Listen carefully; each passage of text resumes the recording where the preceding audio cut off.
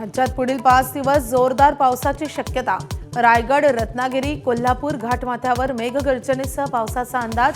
विदर्भातील काही जिल्ह्यातही जोर राहणार। शिंदेचे नेते दिपकेंना भेटल्यानं भाजपची नाराजी। सरकार विरोधात आंदोलन करणाऱ्यांना एनडीएचे नेते कसे भेटू शकतात?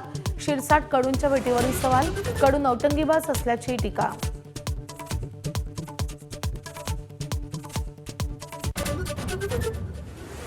एफडीएचे आयुक्त तुकाराम मुंढेंच्या कारवाईचा धडाका।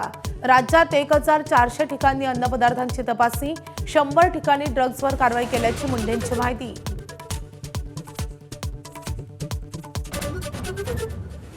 वाराणसीत राहुल गांधी, अवधेश प्रसाद, पप्पू यादव यांच्या विरोधात गुन्हा दाखल। साधू संतांची तक्रार तर संसद भवन परिसरात दान चोरी प्रकरणात अनोखं आंदोलन।